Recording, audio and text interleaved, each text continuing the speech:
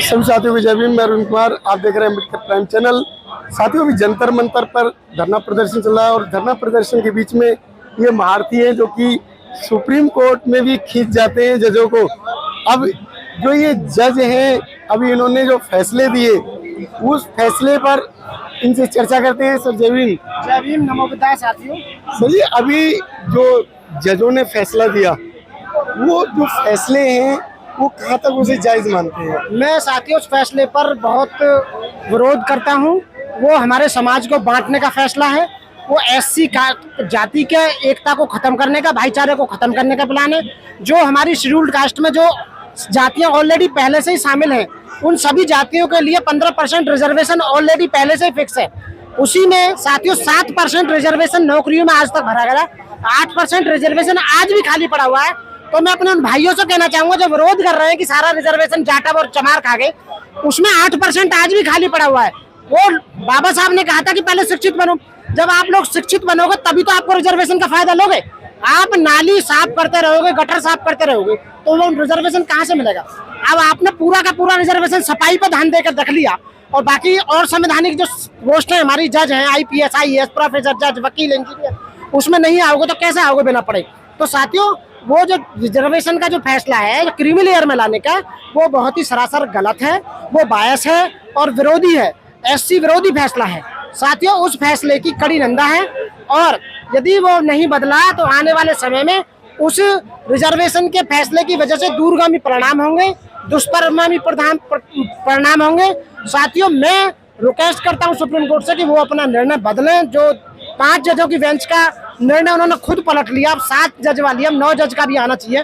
तो कुछ हमारे वाल्मीकि भाई हैं, वो भी हमारे भाई हैं जो खुश हो रहे हैं, उन्हें नहीं होना चाहिए। साथियों, ये हमें बांटने की साजिश है उनकी, क्योंकि यदि हम लोग जो आवाज उठा रहे हैं, जो 75 साल में कुछ चंद लोग ऊपर आए बढ़ के वो विरोध कर रहे हैं इनकी नीतियों का, यदि हमको बाहर निकाल दिया जाएगा तो आप लोग कुछ नहीं कर सकते। आपकी पोस्ट खाली रह जाएंगी और आपकी पोस्टों को 3 साल बाद कैरी फॉरवर्ड का रूल लगाकर उन्हें जर्नल से भर लिया जाएगा, आपको कुछ नहीं मिलेगा। साथियों, वो निर्णय बहुत ही सरासर गलत है। साथियों सर जी, ये जो कोर्ट ने निर्णय जो दिया है वो उनके पोस्ट भरने के लिए दे दिया।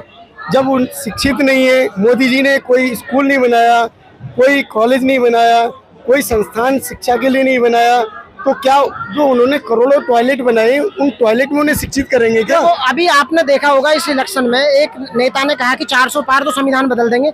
जनता संविधान को बचाने के लिए आई और 240 पे बीजेपी को लाकर खत्म कर दिया। इसी तरह से गवर्नमेंट कुछ नहीं करेगी, सेंट्रल गवर्नमेंट कुछ नहीं करेगी, ना स्टेट गवर्नमेंट। उन्हें पता है कि यदि हम जनता के खिलाफ जाएंगे, जितनी जनसंख्या जितनी भारी उनकी उतनी हिस्सेदारी। तो इससे पहले, इसी जजमेंट को लागू होने से पहले जातिगत जनगणना सामने आनी चाहिए और ये पता लगना चाहिए किस जाति के कितने लोग कौन सी कैटेगरी में आने चाहिए, उनकी फाइनेंशियल स्थिति क्या है, वो सब कुछ ध्यान में रखते हुए। तो ये पॉसिबल नहीं है कि ये लागू हो जाएगा, क्योंकि यदि क्रीम लेयर होगी तो सुदामा उसमें रिजर्वेशन में भी क्रीम लेयर होगा, क्योंकि गरीब तो उसमें भी है, जनरल में भी। जो 50% लोग क्रीम जो ले रहे हैं जनरल के रिजर्वेशन को, उसमें भी क्रीम लेयर होनी चाहिए, क्योंकि 250-300 परिवारों को ही जज हाई कोर्ट सुप्रीम कोर्ट में थोड़ी बनने चाहिए। देश बहुत लंबा चौड़ा है, उसके भी जज बनने चाहिए। तो ये कॉलेजियम सिस्टम भी बंद होना चाहिए साथियों। तो साथियों, ये जो डिसीजन है ये कहीं ना कहीं हम लोगों को बांटने के लिए है। सर, ये कॉलेजियम सिस्टम है, कॉलेजियम सिस्टम ये पब्लिक के लिए लागू कर देते हैं, लेकिन ये जज खुद अपने ऊपर कॉलेजियम क्यों नहीं लाते?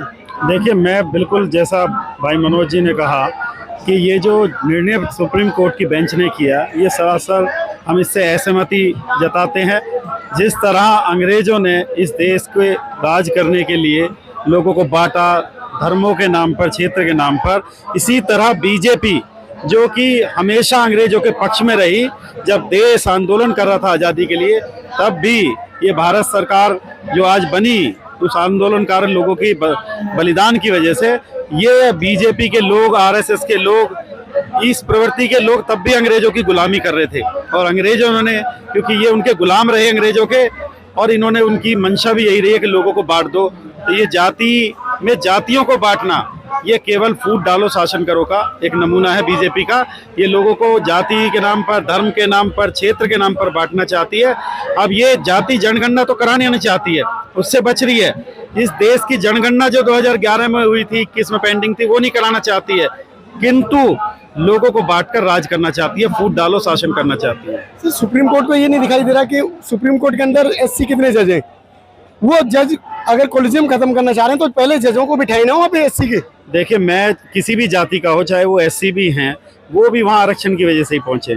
अगर आप ये चाहते हैं कि इस देश से आरक्षण खत्म हो तो सबसे पहले जातियाँ खत्म करो, जातियों पे होने वाले भेदभाव खत्म करो। अगर आप जातिगत भेदभाव खत्म कर दोगे, जातियाँ खत्म कर दोगे, हम आरक्षण खत्म करने के लिए तैयार है, किंतु वो तब हो सकता है जब जातियाँ खत्म हो जाए। जातियों को लेके जो भेदभाव किया जाता है, हम लोगों को आप देख रहे हो, एससीओ को अभी हमारे लोग कावड़ लेने जाते हैं, उन्हें मंदिर में जल नहीं चढ़ाया जा दे रहा है, शिक्षा नहीं देने दी जा रही है, पानी नहीं पीने देने जा रहा। जब इतना भेदभाव है, घोड़ी पे शादी में चढ़ने नहीं दिया जा रहा है, जब इस तरह का भेदभाव है, तो 5000 साल की जो हमारे साथ मानसिकता रही इन लोगों की, आप जातिगत भेदभाव करते रहे तो आप 50 साल में उससे घबरा गए। आप जाति खत्म कीजिए, आरक्षण खत्म करने के लिए तब कदम बढ़ाइए। सर लेकिन अभी आपका समाज भी तो जागने को तैयार नहीं है, मंदिरों में जा रहा है, घंटे बजा रहा है, सावन में जो कावड़ लेने चला जा रहा है, लेकिन शिक्षा के लिए जो कि बाबा साहब ने इतना जोर दिया, उनकी समझ में आज भी नहीं आया। देखिए, इसमें निसंदेह आपकी बात बिल्कुल सही है कि आज भी हमारे लोग जो है वो कहीं ना कहीं शिक्षा की बजाय मंदिरों की तरफ ज़्यादा जा रहे हैं। इन्हें अभी भी ये बाबा साहब ने अपना पूरा जीवन हमारे इस लोगों को, गरीब दलित लोगों को उत्थान के लिए उन्होंने नारा दिया, संगठित रहो, शिक्षित बनो और संघर्ष करो। किंतु हमारे लोग उस नारे को और बाबा साहब के जो केवल 14 अप्रैल पे माला चढ़ाने से केवल बाबा साहब को मानना नहीं होता, बाबा साहब ने जो शिक्षा दी, बाबा साहब ने जो रास्ता दिखाया, उसे मानना होगा। और आज यही कारण है कि हम लोग बटे हुए हैं कि बाबा साहब की स्टैच्यू को पार्लियामेंट से हटाकर, यहाँ सदियों से इतने टाइम से लगी हुई थी, हटा के दूसरी जगह कर दिया गया। ये केवल उन्हीं लोगों की वजह से है जो बाबा साहब को तो जय भीम तो करते हैं, लेकिन जय भीम के दिए हुए नारे पे नहीं चलते हैं।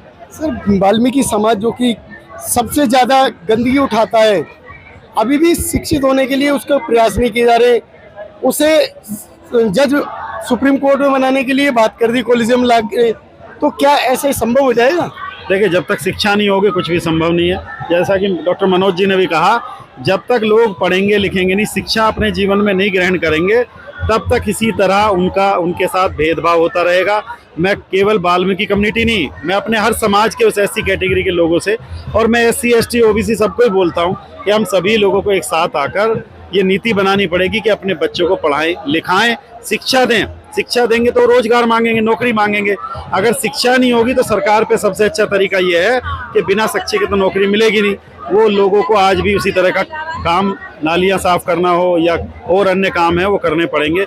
इसीलिए शिक्षा सबसे महत्वपूर्ण है। सर जो शिक्षा है, शिक्षा को वाल्मीकि समाज को क्यों नहीं मिल पा रही है? देखिए, शिक्षा क्या है? शिक्षा एक ऐसा साधन है जिसे इंसान जब तक स्वतः आगे नहीं बढ़ेगा तो किसी को हासिल नहीं हो सकती। और हमारा वाल्मीकि समाज में ये नहीं कि मैं कह रहा कि अब वाल्मीकि समाज में काफ़ी जागृत हो रहा है, लेकिन अभी जिस मात्रा में, जिस परसेंटेज में उनको सामने आना चाहिए, उस मात्रा में अभी सामने नहीं आ पा रहे हैं। क्योंकि ये एक फूट डालो शासन वाली की ये पॉलिसी है जिसके हम पूरा पुरजोर विरोध करते हैं इसके लिए। और हम ये चाहते हैं कि सभी हमारे जितने भी सामाजिक लोग हैं, हमारे एससी एसटी ओबीसी जितने भाई हैं, वो सब एक मंच पर आए और एक साथ इस लड़ाई को लेकर आगे चले। इस लड़ाई को लड़ने के लिए क्या कोर्ट ने ऐसा कोई निर्णय दिया कि इन जो दबा कुचला समाजों से मुफ्त शिक्षा मिलनी चाहिए?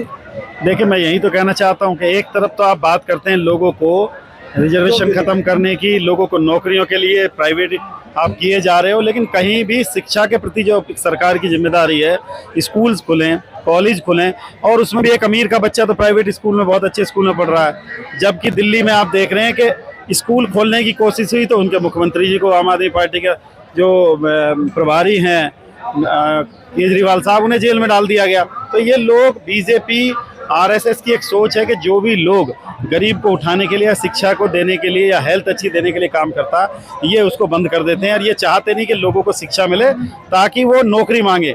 शिक्षा नहीं होगी तो वो नौकरी नहीं मांगे, केवल रोजगार मांगेंगे। उसमें वो चाहे सफाई कर्मचारी हो, चाहे वो कोई अन्य काम, टायर पंचर वाले हों, लेकिन अगर शिक्षा होगी तो वो सरकारी नौकरी मांगेगा, अपना हक मांगेगा। सर जो इन वकीलों ने कहा, जो कि सुप्रीम कोर्ट तक जो है जजों को जो खींचने की कोशिश कर रहे हैं, तो इनकी बातों से आप कितने सहमत हैं? हमारे कमेंट बॉक्स में ज़रूर बताएं। हमारे चैनल को सब्सक्राइब करें, वीडियो लाइक शेयर करें। धन्यवाद।